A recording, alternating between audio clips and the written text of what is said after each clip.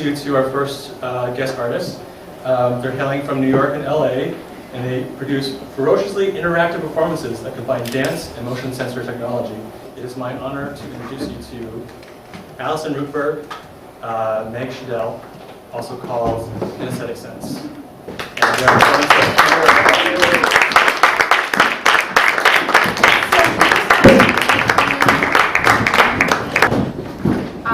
tell you about our collaborative process because it's a little bit unusual compared to other companies. So there's 3 of us here today, but many people went into developing this piece. So it started out actually as just photographs by Trinidad McAuliffe, and she wanted to take her photography into the theater space. She brought Meg and I and Jenny, who is from Denver, to Cincinnati to have a little meeting to see what we thought about what we could do with her photographs.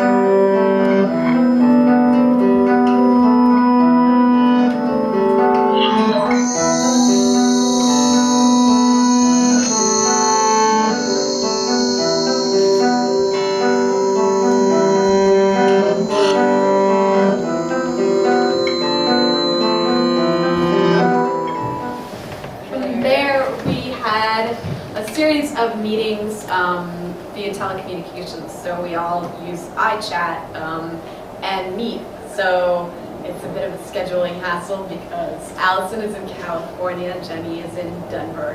Thankfully, Trinidad and I are in the same time zone.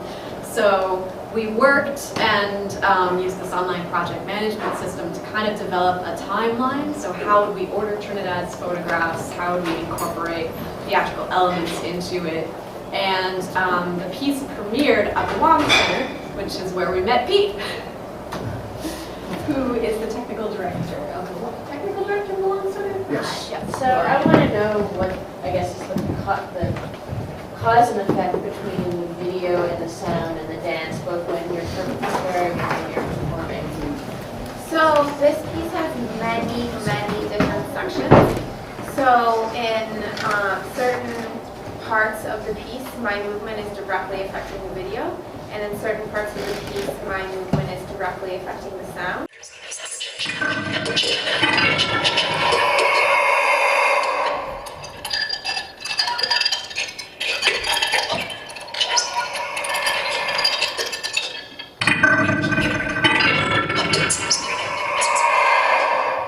But how does that work? Is Meg sitting there watching you, or is there something no, automatic? we're using video tracking. There's a tracking camera right there. And I'm using, well, Sean does at least, the CV.JIT object, set of objects. So usually I use soft VNS, but they haven't ported it to the Intel machine yet, and the Intel machine runs so much faster. And so I'm sort of getting limited in what I can do versus soft VNS, but it was really good for this piece to kind of see what we could do with just saying, all right, I have something that can say if Allison is moving left or right or up or down. It's an object that only tracks left or right movement, but then I split the stream and rotate it so then you can track up and down. And in different sections of the piece, the amount that she moves left or right can trigger stuff, and then in other sections it's the total amount of movement. So adding up left, right, up, down, and that's affecting processing on the video or the sound.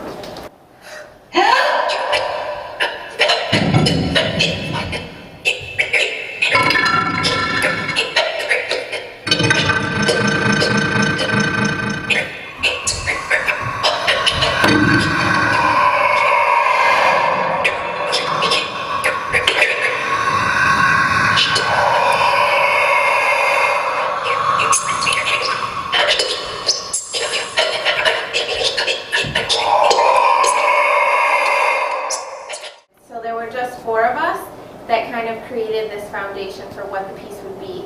And then slowly that evolved into more and more people. And so we had our set designer and our costume designer, and we worked with several musicians who donated their sound and were really generous with me. And because I said, I'm not going to be able to create all the different sound worlds that I want to create. So I wrote to a couple people and was like, can you give me sound that I can cut up, possibly mix with other people, stretch by 10% or compress by 10%, transpose a little bit. And luckily a whole bunch of people responded, and their sounds even went well together, so I was really able to kind of like mix them up, and it was really fun. I had some of my own stuff too. So I'm sitting there watching Allison's performance and stepping through some of the sections, and in other places she's playing with video and audio processing, and I'm also playing with video and audio processing. Pete's playing with the lights, which is affecting the video tracking, and so it becomes this real symbiosis of all of us doing stuff, and then the final result comes out.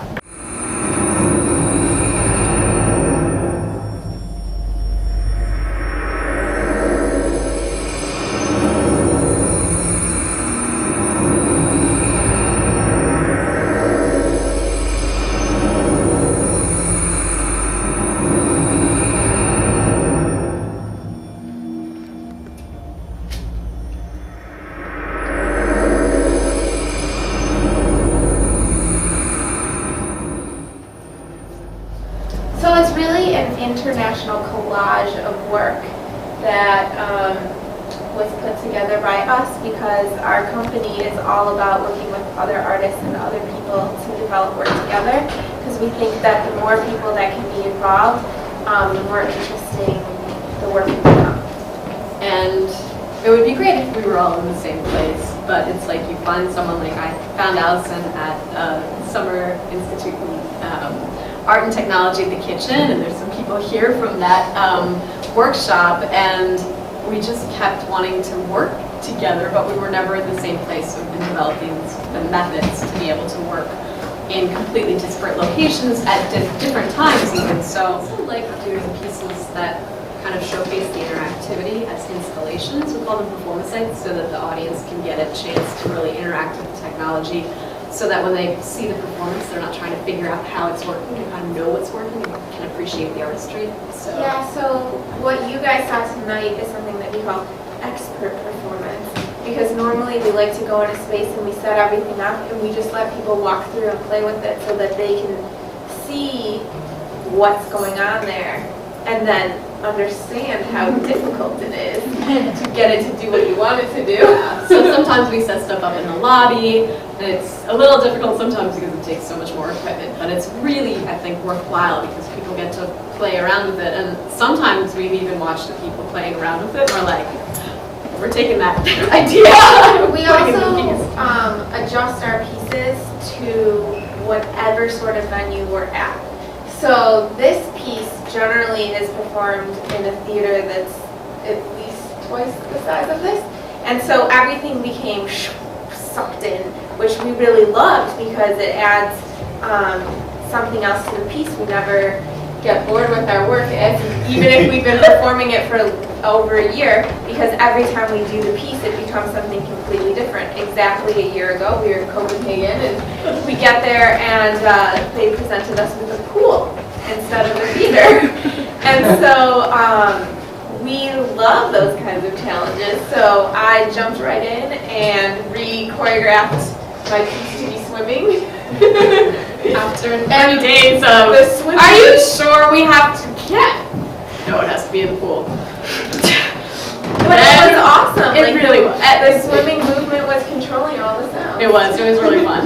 There were speakers underwater. People could be like swimming in my piece. It was awesome. It was really good. But after the initial shock wears off, you're like, all right,